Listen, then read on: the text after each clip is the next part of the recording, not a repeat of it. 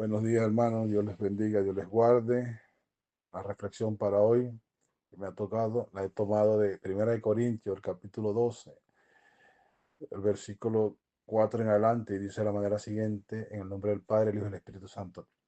Ahora bien, hay diversidad de dones, pero el Espíritu es el mismo, y hay diversidad de ministerios, pero el Señor es el mismo, y hay diversidad de operaciones, pero Dios, que hace todas las cosas en todos, es el mismo, pero a cada uno le es dado la manifestación del Espíritu para provecho. Porque a este es dado espíritu de palabra de sabiduría, a otro palabra de ciencia según el mismo espíritu, a otro según el mismo espíritu, y a otro fe, perdón, y a otro dones de sanidad por el mismo espíritu, a otro el hacer milagros, a otro profecía, a otro el discernimiento de espíritu, a otros diversos géneros de lengua y a otros interpretación de lengua. Pero todas estas cosas las hace uno y el mismo espíritu, repartiendo a cada uno en particular como él quiere. Porque así como el cuerpo es uno y tiene muchos miembros, pero todos los miembros del cuerpo, siendo muchos, son un cuerpo, así también Cristo. Padre, te damos gracias por tu palabra, por tu revelación. Señor, que esta reflexión sea de provecho para el cuerpo de Cristo, para tu pueblo, Padre, y para entendimiento de todos aquellos que le escuchen en el nombre de Jesús. Amén. Aquí claramente el apóstol Pablo está hablando de lo que ha recibido la iglesia para provecho, para manifestación de poder, como dice la palabra. El que no cree por la palabra, cree por las obras, ¿no? Por los milagros. Decía el Señor: si no me creéis a mí por la palabra que yo les hablo, crean por los milagros, por las señales que yo doy. Y en este tiempo, hermano, ¿cómo hace falta la manifestación del poder de Dios? ¿Cómo hace falta el mover del Espíritu? ¿Cómo hace falta un despertar pentecostal o pentecostés, amén, un avivamiento en la iglesia para que el que no crea la palabra, hermano, porque estamos viviendo tiempos muy peligrosos? Yo he visto en este tiempo en las redes, hay muchos predicadores, mucha gente que habla de sanidad, de guardarse para Dios, hermano, que yo puedo admitir lo que yo los escucho cuando hablan de sanidad, cuando hablan de la iglesia, cuando refutan doctrinas erradas, pero cuando llegan a este tema de la manifestación del poder, hermano, hablan de un Espíritu Santo que ha cesado, que ha mermado, que todo es basado en filosofía evangélica cristiana. Y esas son cosas muy peligrosas porque les restan importancia al poder del Espíritu, les restan importancia a la autoridad que tiene la iglesia sobre los espíritus, sobre el mundo espiritual, sobre las obras del diablo. La palabra dice bien claro que no tenemos lucha contra carne ni sangre, sino contra potestades, con huestes espirituales de maldad en las regiones celestes, contra, contra lo que no vemos, hermano. Amén.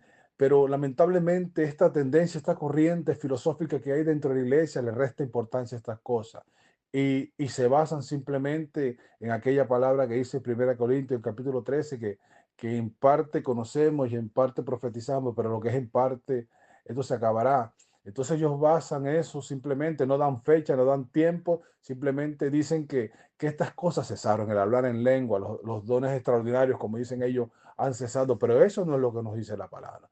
La palabra nos dice que el Señor lo anunció bien claro y dijo: y recibiréis poder cuando venga sobre vosotros el Espíritu Santo, en el Evangelio de Juan. Y entonces me serán testigos en Samaria, en Judea y en los confines de la tierra. Y la iglesia no ha dejado de ser testigo. La iglesia no ha dejado de perfeccionarse. La iglesia no ha dejado de crecer.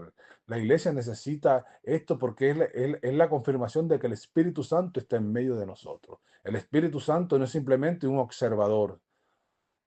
Alabado sea el Señor. El Espíritu Santo no es simplemente alguien que está callado simplemente para convencer al ser humano de pecado y justicia y juicio, que eso es verdad, lo sigue haciendo. Pero ellos han limitado esto simplemente a la filosofía, al entender a Dios, que es bueno, hermano. Es bueno conocer la palabra, es bueno introducirse en la palabra, pero la palabra va acompañada de poder. Nosotros servimos a un Dios que se sigue manifestando. Si se manifestó poderosamente en los profetas de la antigüedad, ¿cuánto no más ahora que la iglesia está presente? ¿Cuánto más ahora de que es necesario manifestar el poder de Dios porque estamos en el tiempo de la gracia. La iglesia no es simplemente un espectador, la iglesia no es simplemente ¿cómo se llama? El baluarte o el cajón o el cofre de una filosofía que fue poderosa en los primeros tiempos, como ellos dicen. Ellos dicen que esto el Señor se los delegó a los apóstoles. Y esto es una mentira del diablo, hermano. Hay que tener mucho cuidado porque hablan muy bonito, hablan muy bien de la santidad, hablan muy bien de Cristo, pero no hablan bien de la iglesia para este tiempo. Y esas son cosas que el cristiano de este tiempo tiene que discernir. Tiene que aprender a discernir quiénes son de nosotros y quiénes no son, hermano. Porque hablan muy parecidos a nosotros. Hablan muy bonito, tiene grandes estudios. Yo no tengo nada en contra del estudiar, yo no tengo nada en contra de capacitarse, pero cuando tu entendimiento, tu filosofía, tu conocimiento de la palabra te lleva a menospreciar el mover del Espíritu en medio de la iglesia, es preocupante.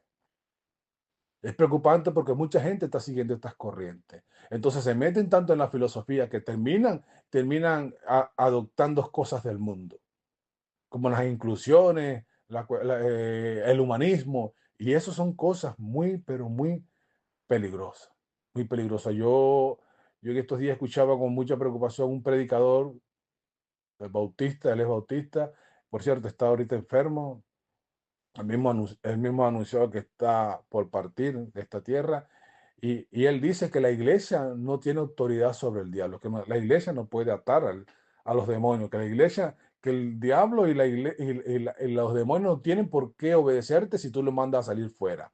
No, porque nosotros no tenemos autoridad. Imagínense, hermano, estos hombres predican en contra de la iglesia. Estos hombres predican en contra del Espíritu Santo. Estos hombres predican una iglesia sin autoridad, una iglesia sin poder, una iglesia sumida y sumisa delante del poder de las tinieblas. Esto es algo muy preocupante. Y lo peor es que mucha gente está adoptando esta corriente filosófica. Pero nosotros le servimos a un Dios que es poderoso, que sigue haciendo milagros, que sigue levantando a los muertos, que sigue echando fuera demonios, que sigue bautizando en lengua, que sigue bautizando y manifestándose con poder en la iglesia. Un Dios que revela lo oculto, un Dios que revela lo que ha de venir, un Dios que demuestra que Él está en medio de la prueba, en medio de la dificultad, que Él le habla a su pueblo, que Él se sigue haciendo escuchar, que se sigue haciendo ver. Pero ellos niegan estas cosas. Nosotros tenemos que seguir predicando un evangelio de poder, un evangelio de sanidad, un evangelio de transformación, un evangelio de conocimiento, sí, pero un conocimiento no basado en filosofías huecas de hombre y filosofías que perecen y se pierden en el tiempo. No, un evangelio el cual manifiesta la palabra del Señor que dijo que cosas más grandes haríamos que Él. Un evangelio que a pesar de la muerte de los discípulos, de los apóstoles, una iglesia que sigue activa, que ha pasado por diferentes etapas, que una iglesia que un tiempo estuvo dormida, pero el Espíritu Santo no se duerme, el Espíritu Santo sigue capacitando hombres y manifestando el poder de Dios. Y esta es la pequeña reflexión que tenía para hoy, hermanos. Levantémonos en el poder del Espíritu y manifestemos, Señor, lo que el Señor anunció acerca de su pueblo. Que somos la diferencia de este tiempo, sal de la tierra y luz para este mundo. Dios les bendiga, hermanos, Dios les guarde. Bendito sea el Señor para siempre. Amén.